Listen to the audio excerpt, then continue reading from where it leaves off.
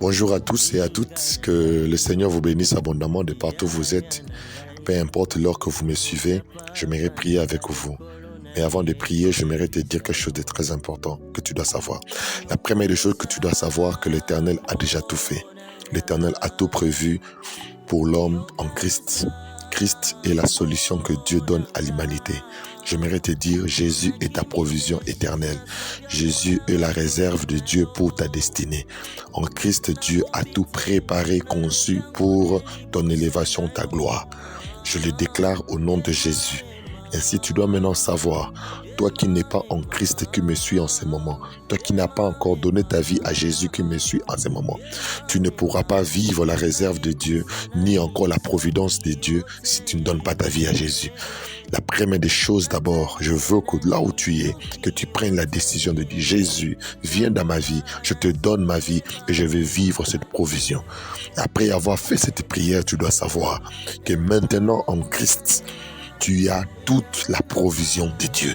Pas que Dieu fera, pas que Dieu donnera, mais Dieu a déjà fait et Dieu a déjà donné. Maintenant, le grand problème qui se pose, pourquoi ceux qui sont en Christ ne vivent pas la providence de Dieu? Il y a deux causes que j'aimerais partager avec toi. La première des choses, tu dois savoir que si tu ne crois pas que l'Éternel a déjà fait, il te sera difficile de vivre ce qu'il a déjà fait. La plupart des personnes disent, Dieu fera, Dieu va donner, Dieu va faire. J'aimerais te dire, Dieu ne fera pas, Dieu a déjà fait. Tu dois croire que Dieu a déjà fait pour que tu vives les déjà faits de Dieu. Et si j'aimerais te dire, toi qui me suis en ce moment, tu dois être conscient au-dedans de toi qu'en Jésus-Christ, Dieu a déjà tout fait. Pour ta réussite, pour ta gloire, pour ton travail, pour ta santé, il a déjà tout fait. La première des choses que tu dois reconnaître, c'est les déjà faits de Dieu. Parce qu'il cria ce jour-là à Golgotha, tout est accompli. Il n'a pas dit tout va s'accomplir. Il a dit tout est accompli. Or, cette phrase a existé, a été dit avant que toi tu n'existes. Ça veut dire l'accomplissement de la promesse de Dieu a été fait avant que toi tu n'existes. Ainsi, tu dois croire à ce qui s'est fait avant ton existence. C'est maintenant que tu dois croire que Dieu a déjà fait, que Dieu a déjà guéri. La première des choses, c'est de croire que Dieu a déjà fait. Et lorsque tu finis de croire que Dieu a déjà fait, tu passes maintenant à la deuxième étape. C'est là où beaucoup de chrétiens ignorent et beaucoup de chrétiens ne connaissent pas. Ainsi, je veux que toi qui me suis en ce moment, que ça soit différent pour toi. Qu'est-ce que maintenant tu dois faire?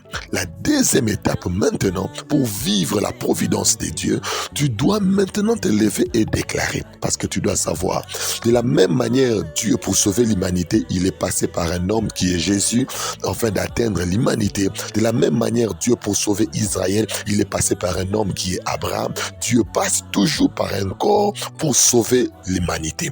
Dieu passe toujours par les hommes pour sauver quelqu'un. Ainsi, ce que Dieu a déjà fait, il passera par quelqu'un pour l'accomplir. C'est ainsi, je mets maintenant la deuxième des choses maintenant, il faut que tu te lèves et que tu dises, il y a des hommes, il y a des femmes dont Dieu a remis ta providence, dont Dieu a remis tes biens. Ainsi, tu dois te lever et dire au nom de Jésus, je vous ordonne de partout où vous êtes de m'apporter mes richesses. Le jour où Jésus-Christ est né, la Bible dit que les mages sont venus avec des richesses. Où ils ont trouvé, c'est Dieu qui les a donnés pour apporter à son Fils. J'ai pris au nom de Jésus que les mages de ta vie également apportent des richesses. Et à chaque fois que tu te lèves le matin, à chaque fois que tu te réveilles, que tu dises en levant tes mains vers le ciel, tu dis Seigneur, du nord au sud, de l'est et de l'ouest, de partout où ils sont, qu'ils m'apportent mes richesses. Ce sont ces deux choses. Lorsque tu commenceras à opérer dans ces deux dimensions, j'aimerais te dire, ta vie ne sera plus la même. Je te prie de croire et de prier ainsi. Ne garde pas ces messages pour toi-même. Sauve des vies, sauve des chrétiens. Partage avec tout cela que tu connais. Et je sais que le Seigneur ne manquera pas à nous faire du bien.